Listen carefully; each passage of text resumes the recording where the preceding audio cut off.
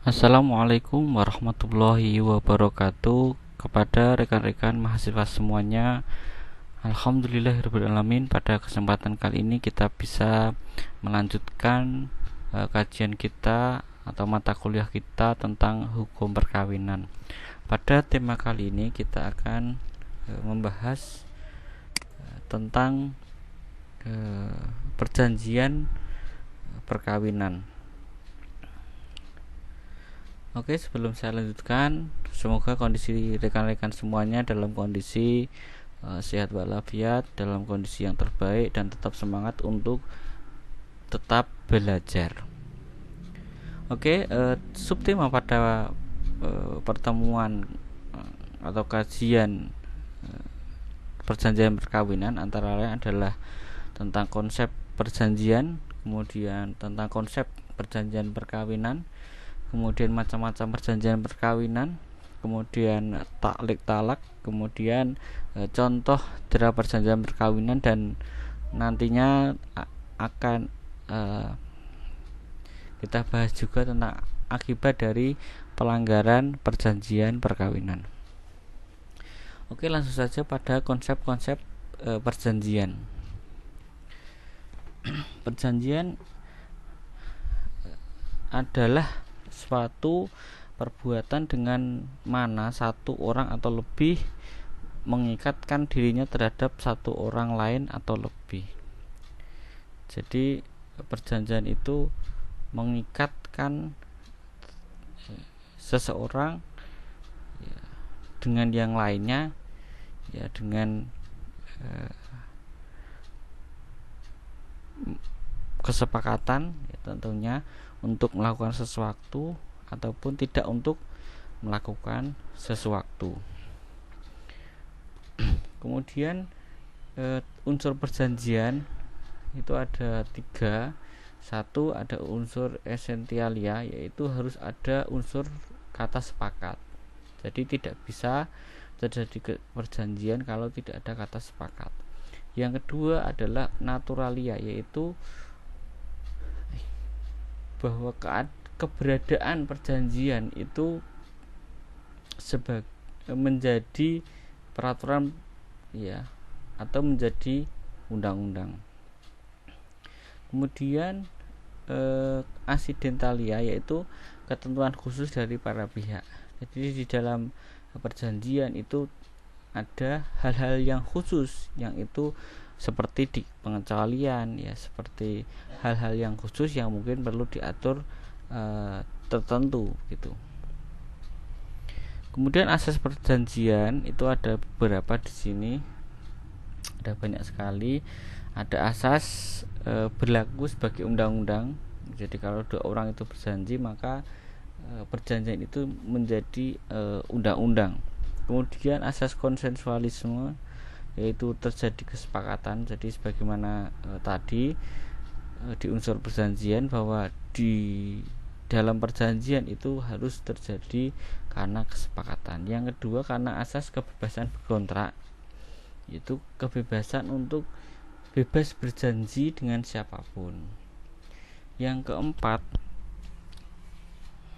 adalah tentang asas kepercayaan. Yang dimaksud adalah bagaimana perjanjian itu ada karena ada rasa tumbuh kepercayaan. Yang kelima adalah asas kekuatan mengikat.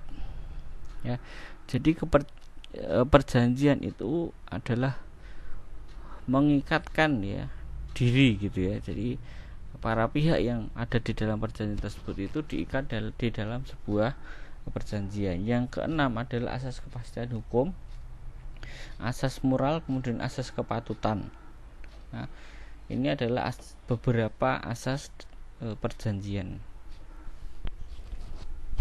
Yang berikutnya adalah syarat sahnya perjanjian itu hanya ada 2.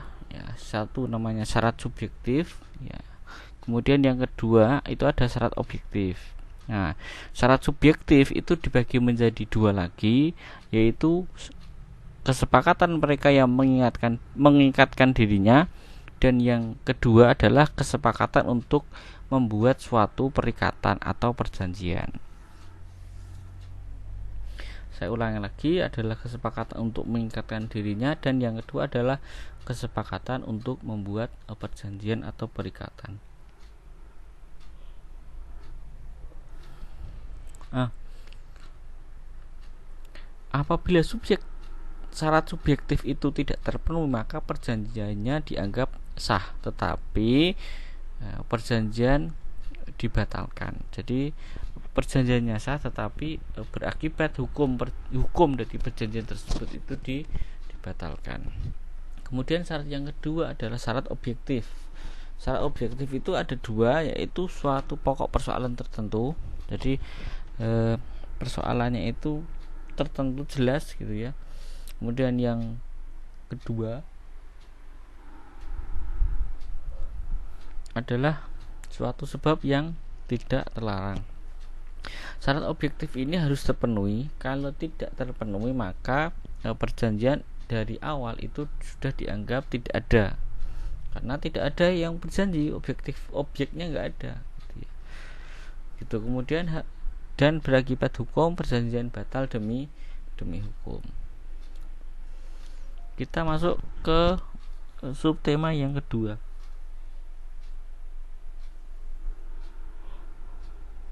tentang konsep perjanjian perkawinan.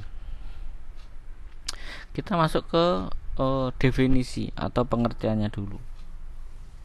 Definisi dari perjanjian perkawinan adalah suatu perjanjian yang dilakukan oleh calon suami atau istri, atau suami istri gitu ya, yang dilaksanakan sebelum atau saat atau selama dalam perkawinan ya, untuk mengatur perkawinan ya, tentang harta. Nah, jadi definisi perjanjian perkawinan yang sekarang itu bisa seperti ini. Artinya kalau kita baca di referensi sebelumnya, itu perjanjian itu dapat dilakukan sebelum dan saat berlaku sejak perkawinan berlangsung, tetapi kemudian itu sudah direvisi oleh Mahkamah Konstitusi. Nanti akan sampai ke sana. Nah, kapan perjanjian perkawinan itu bisa dilakukan dan kapan berlakunya perjanjian itu, nanti ada di bawah atau di slide berikutnya. Kemudian kita ke regulasi perjanjian perkawinan. Ada dua ya, di dalam undang-undang perkawinan di bab 5 pasal 29. Jadi hanya satu pasal saja. Nanti teman-teman mahasiswa harus ngecek ya di mana dan bagaimana bunyi pasalnya.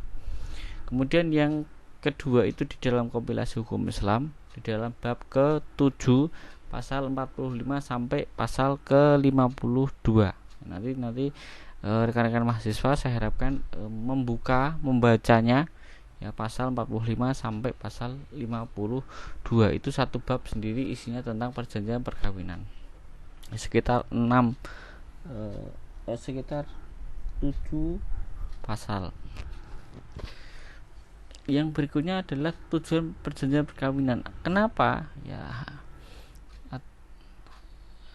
Tujuan perkawinan itu ada, tujuannya apa dan alasannya apa. Tujuan dari perjanjian perkawinan adalah memisahkan harta kekayaan ya, antara pihak suami dan pihak istri ya, supaya kekayaan mereka itu tidak bercampur. Kemudian yang kedua, atas hutang waris mewaris, mereka itu sudah tidak ada hubungan lagi. Artinya mereka itu bertanggung jawab sendiri-sendiri. Jika suami punya utang, maka ya ditanggung oleh suaminya sendiri. Jika istri itu punya utang, ya utang istri itu ditanggung oleh istrinya sendiri. Itu fungsi dari perjanjian perkawinan. Yang berikutnya adalah jika salah satu pihak ingin menjual harta kekayaan mereka, tidak perlu minta izin. Jadi perjanjian perkawinan itu bisa saja kalau si istri itu punya aset ya, maka asetnya itu boleh dijual. Kalau dijual sendiri tanpa harus meminta saran dari suami. Kenapa? Karena di dalam perjanjian perkawinan ya disebutkan ya kan adanya pemisahan harta suami dan istri. Artinya harta yang diperoleh tadi itu sepenuhnya adalah milik si istri tadi. Begitu pula jika itu adalah suami juga begitu jika ada perjanjian perkawinan. Yang keempat adalah begitu juga dengan fasilitas kredit, itu juga begitu, tidak perlu minta izin lagi kepada pasangannya, baik suami atau istri. Yang berikutnya adalah alasan perjanjian perkawinan. Kenapa perjanjian perkawinan itu dibuat? Ada beberapa hal yang bisa saya tangkap. Pertama, apabila terdapat sejumlah harta kekayaan yang lebih besar pada salah satu pihak daripada pihak yang lain. Ya, perlu kita ingat, namanya jodoh itu mungkin tidak selalu yang miskin dapat orang miskin, yang kaya dapat orang kaya, tidak juga. Mungkin salah satu pasangannya adalah orang yang memiliki penghasilan yang besar sekali, suaminya misalkan, istrinya tidak memiliki penghasilan, bahkan tidak berusaha, atau mungkin orang yang dalam tanda kutip ekonominya sebelum menikah itu masih dalam ekonomi yang rendah atau yang biasa saja. Ya. Kalau hal itu terjadi, maka di sini akan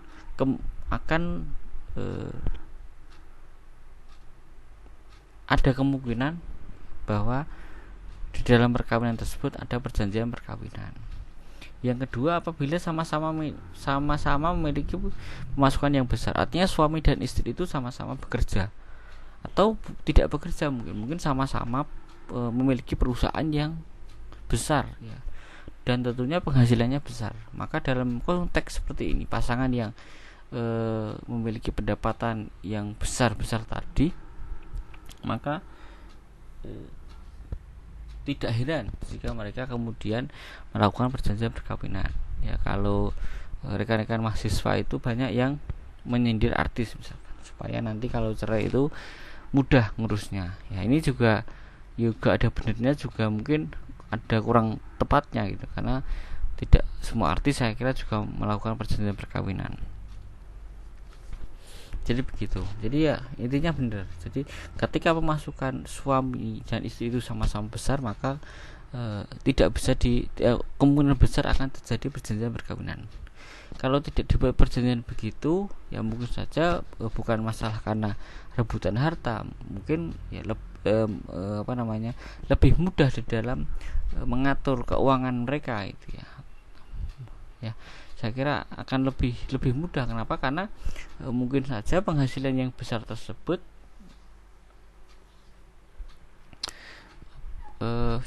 akan merepotkan mereka berdua ketika mereka menikah tanpa ada perjanjian yang jelas, ya, karena mungkin uang yang dia pegang itu mungkin saja sebagian adalah uang dari perusahaan, begitu misalkan, ya. Jadi kalau sama-sama itu adalah sebagian dari uang perusahaan misalkan, kan nanti susah ini memantau bagaimana ya keuangan dari secara pribadi maupun secara perusahaan. Mungkin begitulah kira-kira. Jadinya intinya adalah ketika dua-duanya itu memiliki usaha dengan penghasilan yang besar, maka berpeluang terjadi pemisahan harta melalui perjanjian perkawinan. Yang ketiga adalah kedua belah pihak memiliki usaha sendiri-sendiri, gitu ya. Kemudian yang keempat adalah atas utang piutang yang mereka buat sebelum perkawinan. Jadi bisa saja mungkin ada hubungan utang piutang yang belum selesai ketika terjadi perkawinan, maka kemudian bisa jadi itu menjadi salah satu alasan ya pokok ya terjadi perjanjian perkawinan, supaya utang yang sebelumnya itu ada tidak menjadi tanggung jawab pasangannya. Jadi kalau calon istri itu sebelum menjadi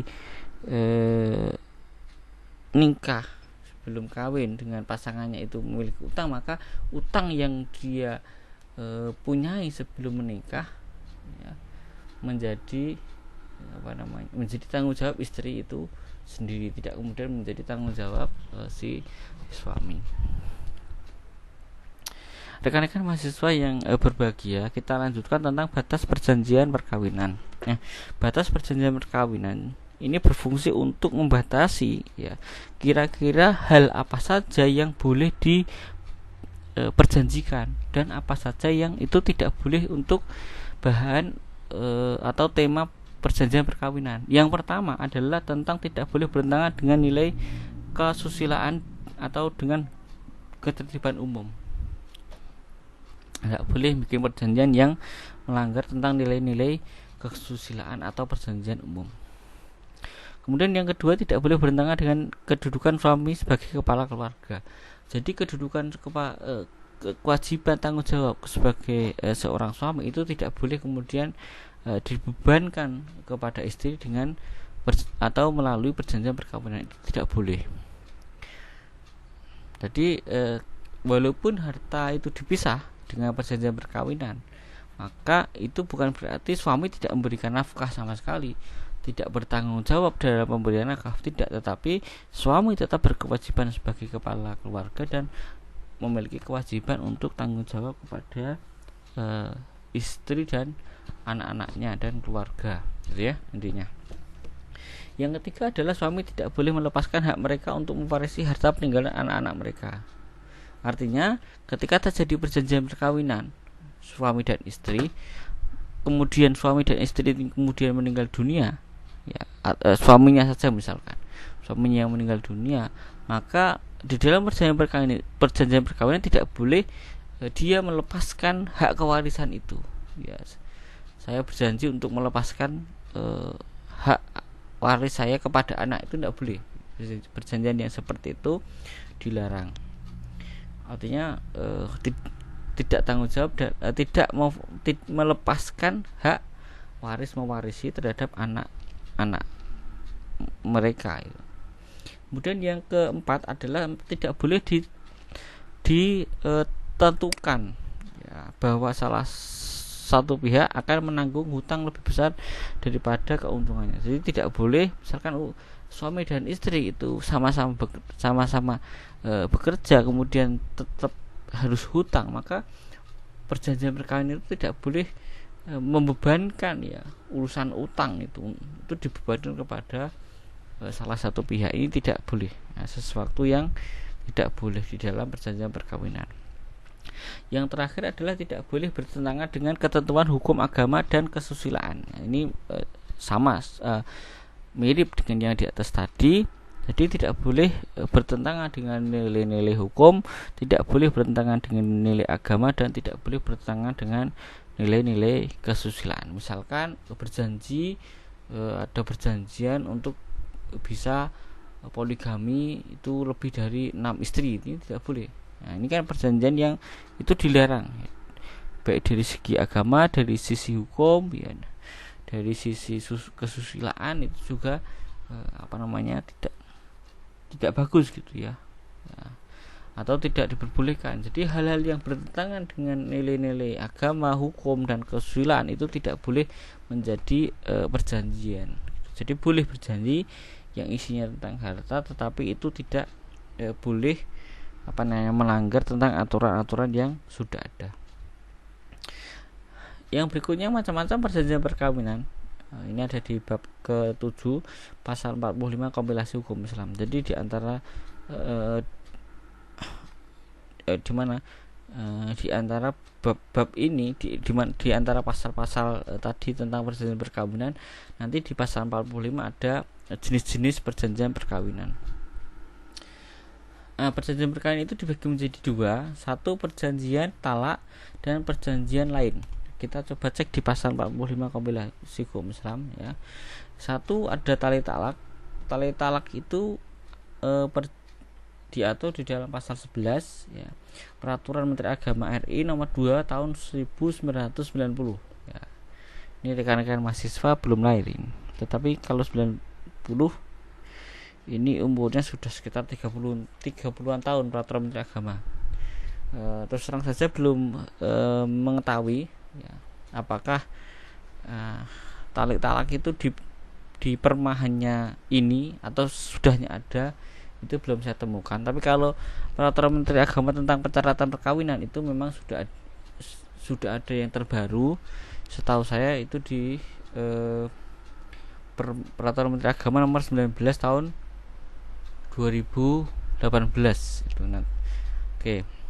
Kemudian di pasal 46 Kompilasi Hukum Islam dan pasal 116 di dalam Kompilasi Hukum Islam huruf G, dan kemudian di sana dijelaskan bisa menjadi alasan perceraian. Nanti setelah ini ada slide tentang tali talak. Tali talak itu apa, contohnya bagaimana, dan ketentuannya seperti apa, nanti akan kita bacakan di slide setelah ini. Kemudian setelah saya analisis, saya baca-baca, itu ada perjanjian perkawinan dalam bentuk selain tali talak.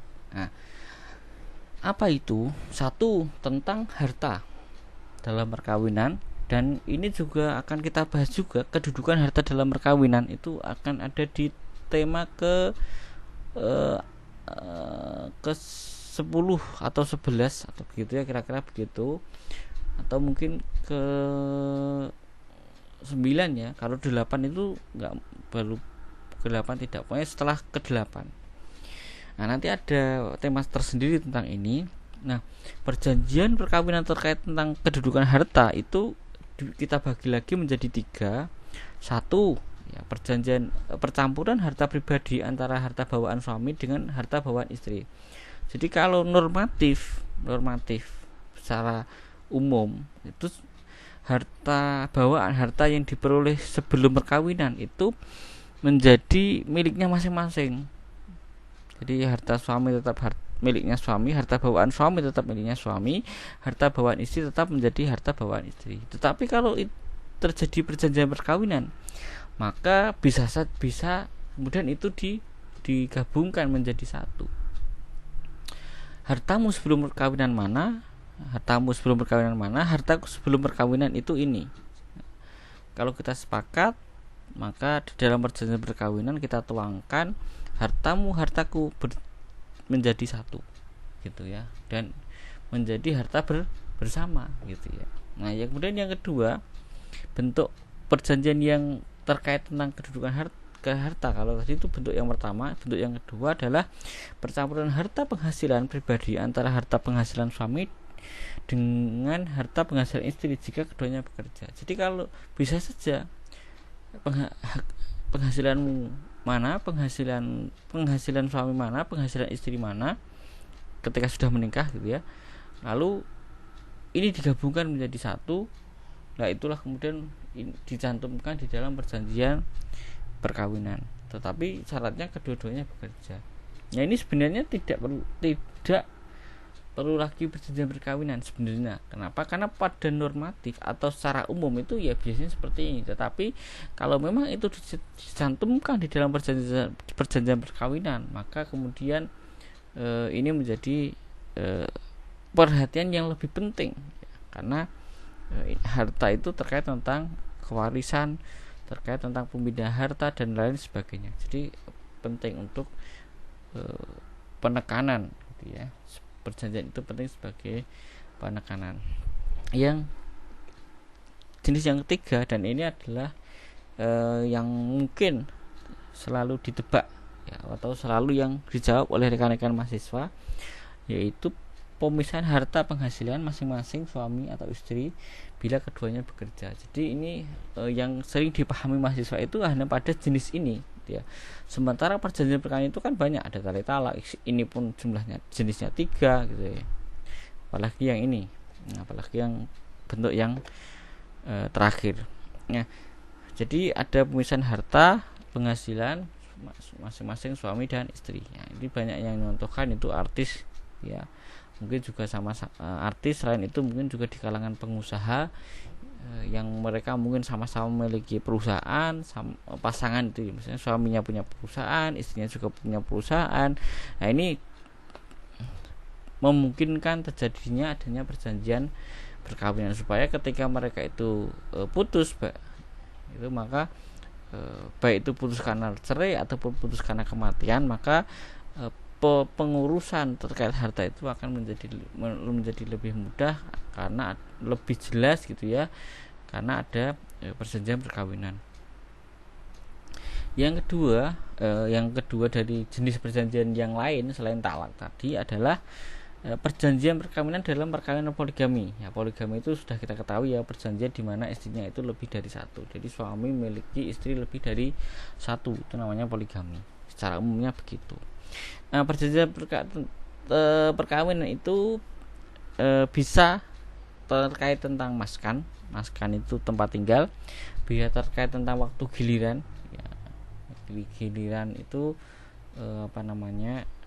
waktu ya, waktunya itu kapan, dengan istri pertama, dengan istri kedua, istri ketiga, atau dengan istri yang keempat. Jadi supaya adil gitu. Kemudian yang ketiga adalah tentang nafkah. Nafkah itu nafkah gitu ya, biaya rumah tangga. Jadi ini juga penting. Jadi perjanjian perkawinan itu bisa meliputi tempat tinggal, waktu giliran, dan tentang nafkah ya yang diberikan dari suami kepada istrinya. Ya, istri. Jadi ini adalah jenis-jenis tentang perjanjian perkawinan. Oke, yang kita next, kita ke talik talak. Talik talak itu apa? Talik talak itu adalah perjanjian yang diucapkan oleh suami setelah akad nikah yang dicantumkan dalam akte nikah. Jadi berupa talak yang digantungkan kepada suatu keadaan tertentu yang mungkin terjadi ya di masa yang akan datang. Ya. Nah, jadi kita baca pelan-pelan. Perjanjian yang diucapkan oleh suami. Sekali lagi, perjanjian yang diucapkan oleh suami. Artinya kalau diucapkan itu yang mengucapkan suami, tetapi dalam praktiknya tidak mesti diucapkan. Atau perjanjian yang ditandatangani oleh suami. Nah itu, kalau ini juga benar, kebanyakan itu ditandatangani. Kebanyakan setahu saya. Jadi perjanjian yang ditandatangani oleh suami atau perjanjian yang diucapkan oleh suami. Kapan itu? Setelah akad nikah. Ya. Isinya apa? Isinya tentang talak yang digantungkan. Talak yang digantungkan itu bagaimana? Talak yang yang digantungkan pada suatu keadaan tertentu. Keadaan yang tertentu bagaimana yang dimaksud? Nah, nanti kita bahas. Yang mungkin terjadi ya di masa yang akan datang. Artinya begini, pengucapan atau hal yang ditandatangani tadi itu ketika dilanggar, perjanjian di dalam tali talak yang diucapkan oleh suami atau yang ditandatangani oleh suami tadi itu dilanggar, maka otomatis akan terjadi talak ya, otomatis akan terjadi talak, tetapi bukan otomatis dalam arti kemudian bercerai, tidak, tetapi harus melalui proses pengadilan. Jadi talak yang sudah diucapkan, talak yang akan jatuh benar-benar talak ya, ketika apa yang ditulis di dalam talik talak tersebut atau yang diucapkan di yang termasuk dalam talik talak tersebut itu dilanggar. Nah, ketentuan talik talak itu ada di pasal 46 Kompilasi Hukum Islam. Nah, ini teman-teman harus memahami ini. Biasanya mahasiswa itu tidak paham apa itu talik talak, nggak paham. Kemudian kalau ditanya di ujian, kemudian jawabnya juga tidak tahu juga. Kemudian maka tolong perhatikan. Yang ini dicatat kalau perlu. Nah, ketentuan talik talak itu teman-teman tinggal membaca saja sebenarnya di pasal 46 Kompilasi Hukum Islam. Hanya satu pasal kalau tidak salah ya. Satu, tidak boleh bertentangan dengan nilai hukum Islam. Jadi tidak boleh bertentangan dengan hukum Islam. Misalkan seperti tadi, poligami lebih dari 4 misalkan, itu tidak boleh itu. Atau talik talak itu isinya boleh bermaksiat kepada Allah, itu tidak boleh seperti itu. Atau boleh melakukan KDRT gitu, atau melakukan kekerasan dalam rumah tangga, atau boleh menelantarkan anaknya, itu tidak boleh seperti ini. Talik-talak yang beserta seperti ini itu tidak diperbolehkan.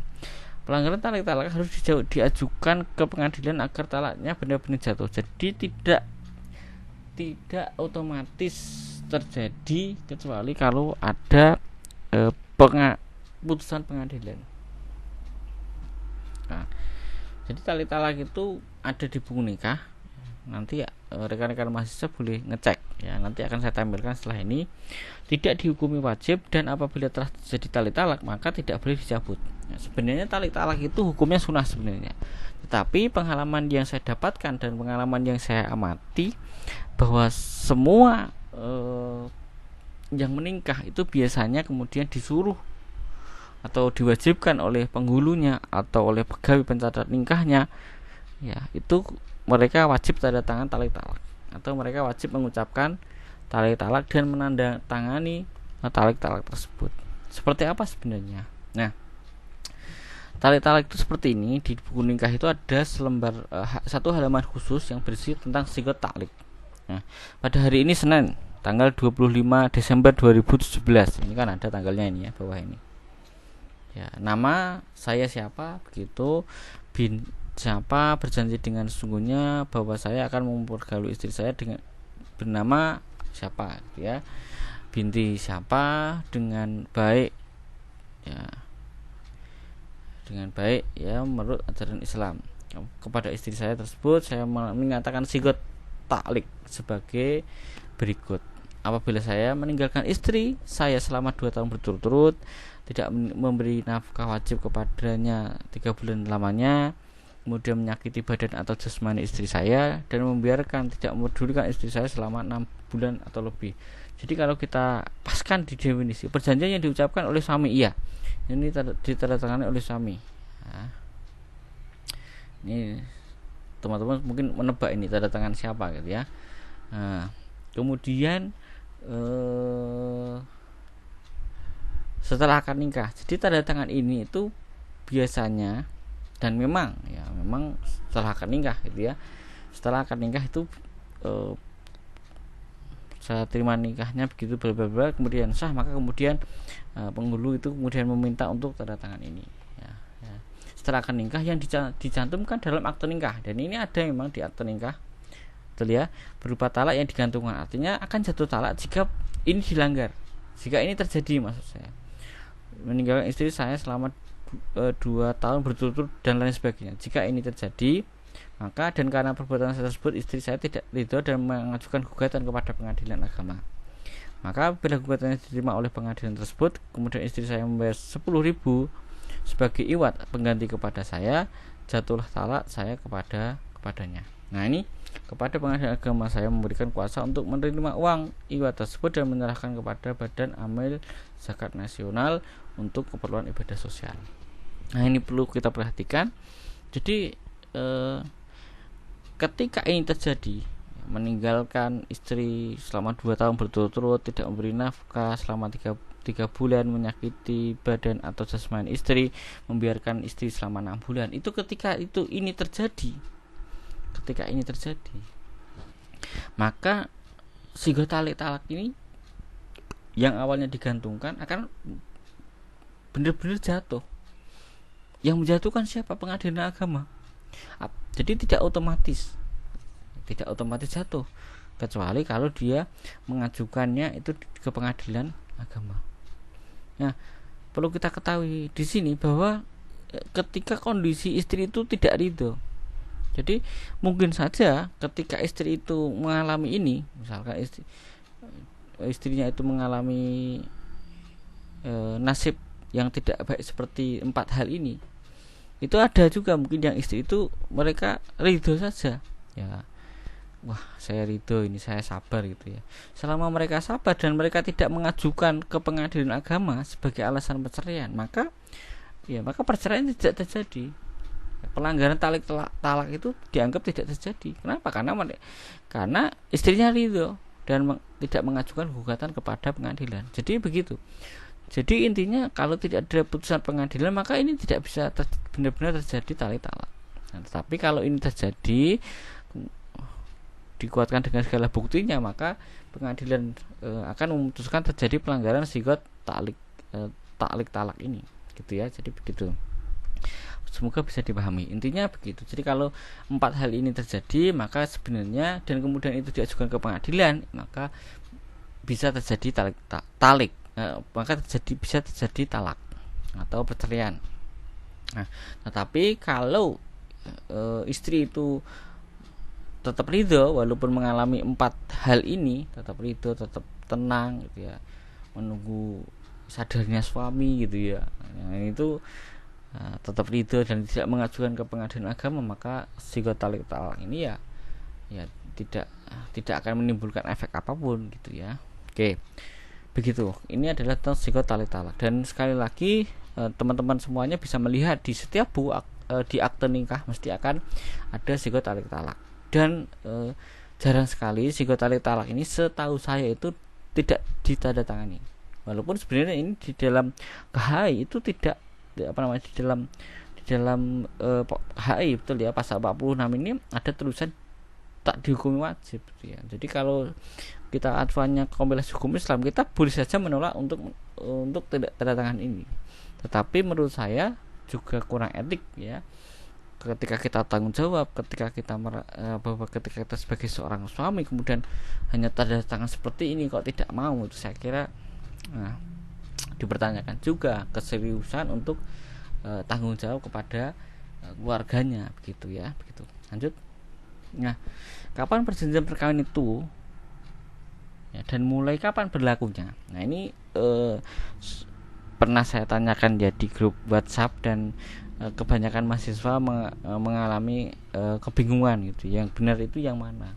Nah, sebenarnya jawaban teman-teman itu bukannya salah total, tetapi kurang update begitu. Memang di dalam pasal 29 di dalam Undang-Undang Perkawinan itu disebutkan bahwa pada waktu atau sebelum perkawinan dilangsungkan, kedua pihak atas persetujuan bersama dapat mengadakan perjanjian tertulis yang disahkan oleh pegawai pencatat perkawinan. Setelah mana isinya berlaku juga terhadap pihak ketiga sepanjang pihak ketiga tersangkut. Perjanjian tersebut tidak dapat disahkan apabila melanggar batas-batas hukum agama dan kesusilaan. Berlakunya kapan? Perjanjian tersebut mulai berlaku sejak perkawinan dilangsungkan. Nah, jadi dari sini itu sudah terjawab. Kapan perjanjian perkawinan itu dapat dilakukan? 1. Pada waktu atau sebelumnya. Jadi kalau kemudian di selama perkawinan itu tidak bisa. Kalau kita belum adat itu memang begitu, tidak bisa. Jadi sebelum ada judicial review itu memang kalau kita ditanya kapan perjanjian perkawinan, itu jawabnya seperti ini ya, pada waktu atau sebelum. Nah, ini sekali lagi saya catat, tolong dipahami, ini adalah pasal sebelum adanya judicial review. Nah, belum diubah gitu. Karena ternyata pasal ini sudah diubah oleh Mahkamah Konstitusi. Yang kedua yaitu tentang kapan mulai berlakunya perjanjian perkawinan itu. Di sini jelas juga ya, sejak perkawinan itu dilangsungkan. Apakah tidak boleh ya kemudian perjanjian perkawinan itu berlaku nanti kalau punya anak satu atau mungkin penghasilannya sudah besar atau bagaimana? Nah, kalau kita menganut dengan pasal ini maka tidak bisa gitu ya. Jadi begitu, itu sebelum adanya, sekali lagi sebelum adanya revisi atau judicial review dari Mahkamah Konstitusi. Nah, judicial reviewnya bunyi bagaimana? Nah, nanti akan kita tampilkan. Dan yang keempat mungkin saya bacakan aja. Selama perkawinan berlangsung, perjanjian tersebut tidak dapat diubah kecuali bila dari kedua pihak atau ada persetujuan untuk berubah dan perubahan tidak merugikan pihak ketiga. Jadi selama perkawinan berlangsung itu tidak dapat dirubah sebenarnya. Jadi kalau perjanjian itu sudah dilakukan maka tidak bisa diubah kecuali para pihak itu sepakat dan tidak merugikan pihak ketiga. Pihak ketiga itu mungkin orang yang diutangi atau perusahaan yang dia bekerja di situ dan lain sebagainya. Pokoknya pihak ketiga yang terkait tentang tentang perjanjian perkawinan ini. Yang kita tampilkan di sini adalah dilema atau permasalahan yang muncul sebelum adanya judicial review oleh Mahkamah Konstitusi.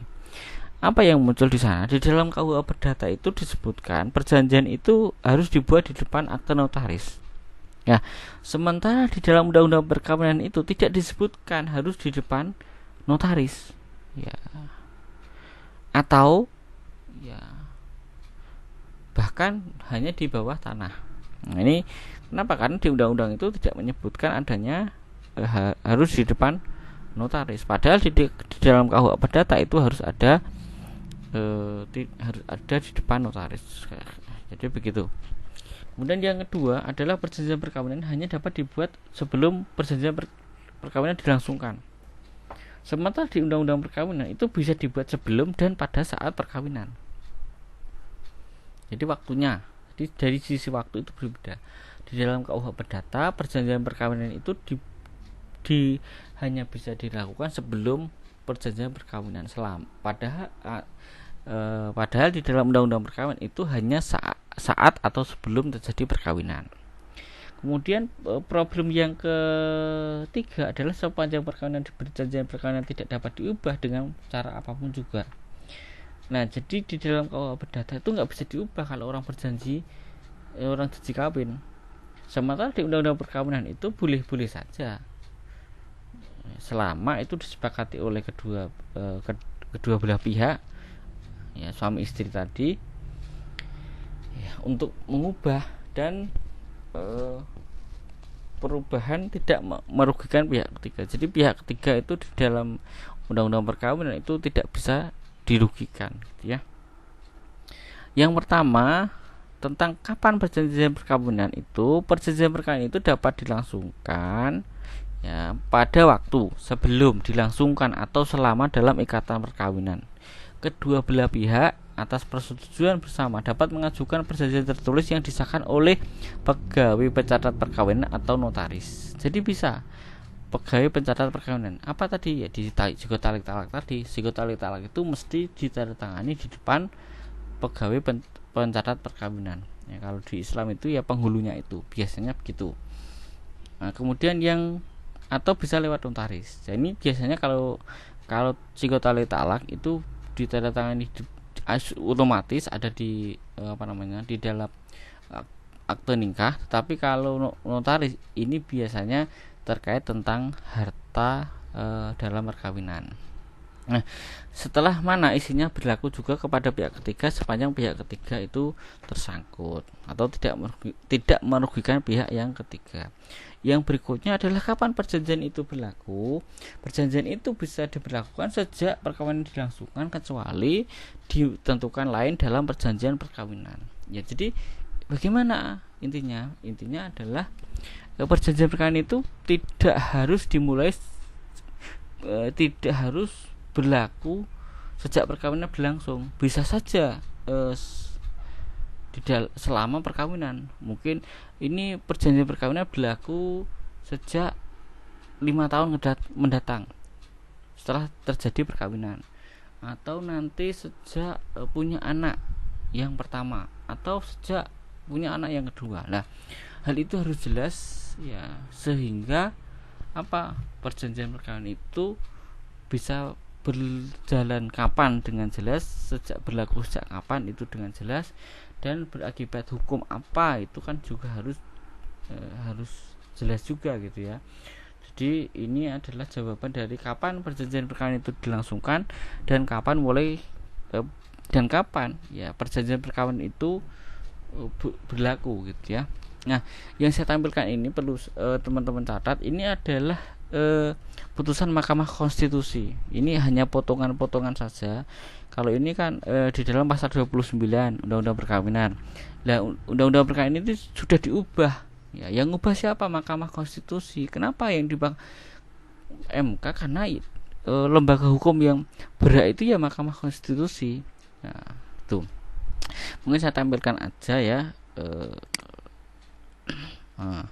Ini putusan Mahkamah Konstitusi nomor 69 garing PUU 13 garing 2015, gitu ya. Nah, ini amar putusannya sudah diubah. Ya, ini Pak, ini yang saya tampilkan tadi. Ini pada waktu sebelum ini adalah putusannya. Jadi perjanjian perkawinan itu pasal yang sudah direvisi begitu ya mudahnya oleh Mahkamah Konstitusi. Ini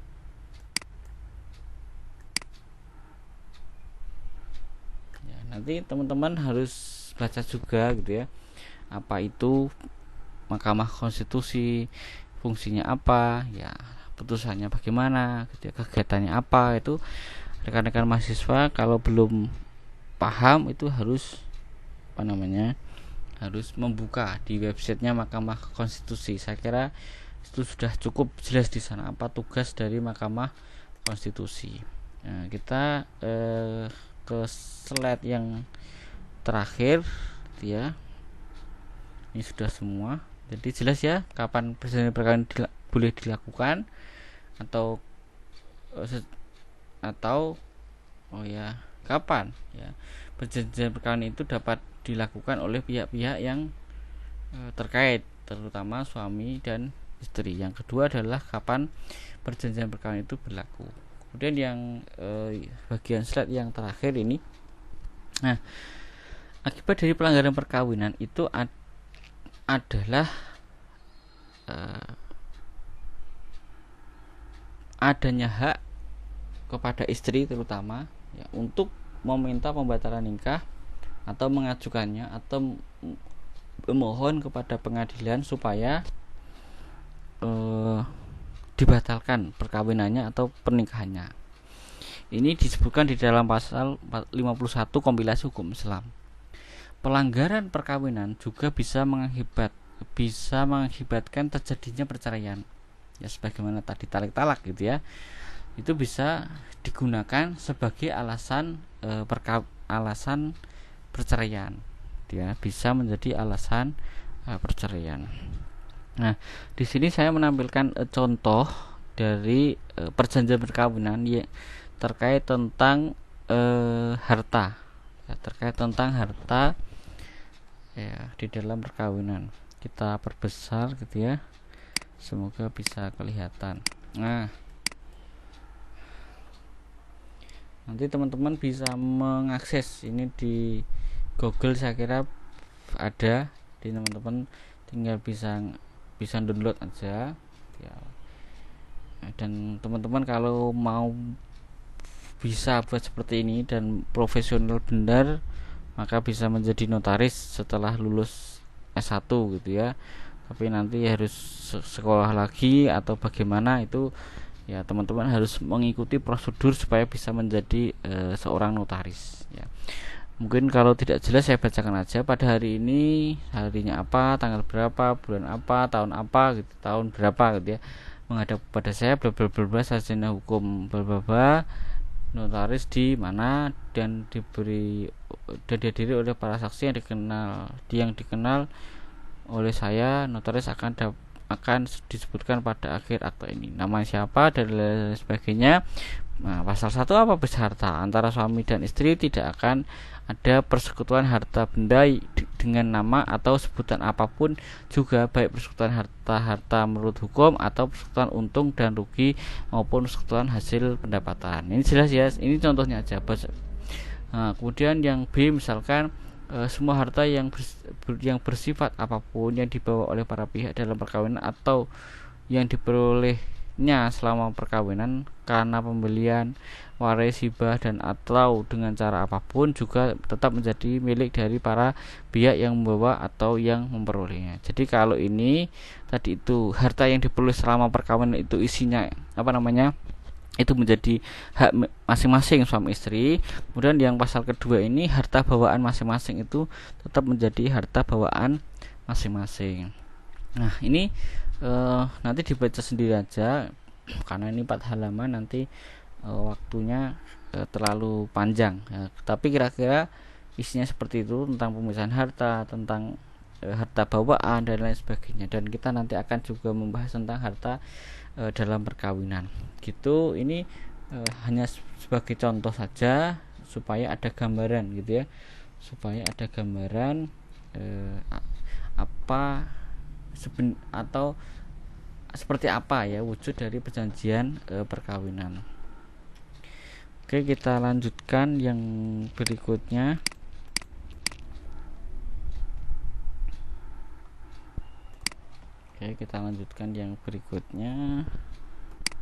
Nah, kita sudah sampai kesimpulan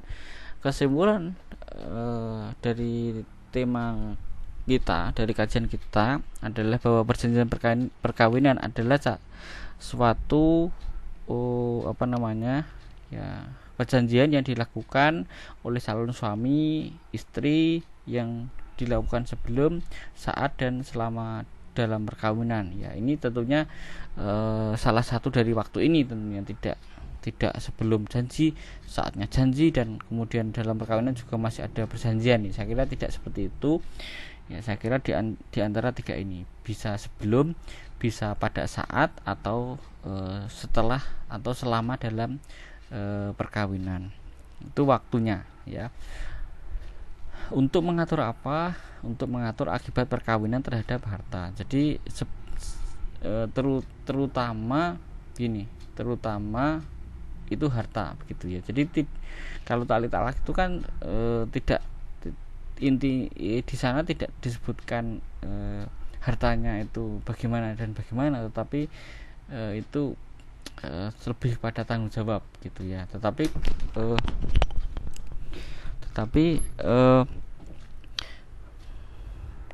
pada umumnya memang perjanjian perkawinan itu lebih kepada harta dalam perkawinan. Yang berikutnya adalah regulasi dan dinamika perjanjian perkawinan. Jadi regulasi perjanjian perkawinan itu diatur di dalam pasal 29 Undang-Undang Perkawinan, di pasal Undang-Undang nomor 1 tahun 1974 yang itu sudah direvisi di Undang-Undang nomor 18 tahun 2019. Kemudian di pasal 45 sampai pasal 52 kompilasi hukum Islam. Nah, saya kira dua sumber ini yang menjadi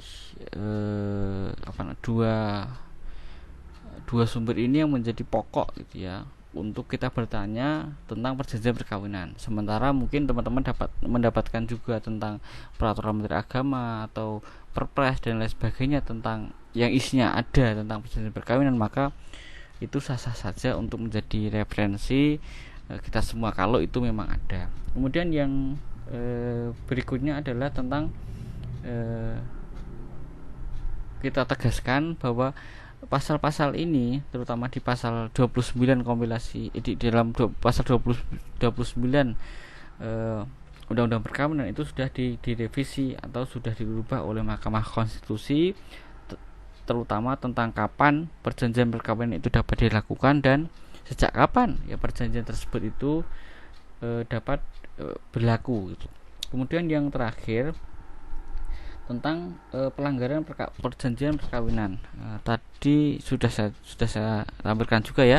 Jadi akibat dari pelanggaran perjanjian perkawinan adalah adanya hak terhadap istri untuk mengajukan perceraian atau pembatalan perkawinan, dan juga kalau itu terkait tentang pelanggaran talak, maka bisa menjadi alasan perceraian di pengadilan agama, karena talak itu hanya di pengadilan agama, ya, karena itu khusus untuk orang Islam. Ya, apakah di agama lain itu ada, saya kurang paham. Ya, apakah ada juga di agama lain itu tentang sigot atau akad yang mirip dengan talak itu saya kurang paham. Ya, tapi pada sigot talak itu bisa menjadi alasan perceraian jika si istri itu tidak ridho. Maka ketika terjadi pelanggaran di dalam talak atau talak yang digantungkan tadi itu, maka bisa menjadi alasan terjadinya perceraian. Begitu yang bisa saya sampaikan pada kajian perjanjian perkawinan. Semoga bisa menambah ilmu kepada kita semua, bisa menjadi bahan diskusi kepada kita semua, dan semoga bisa bermanfaat kepada kita semua. Sekali lagi terima kasih, tetap semangat, tetap jaga kesehatan, tetap belajar, dan sukses selalu. Terima kasih. Berjumpa lagi di dalam video-video saya yang berikutnya, ya. Kita tutup dengan hamdalah, alhamdulillahirabbil alamin. Wassalamualaikum warahmatullahi wabarakatuh.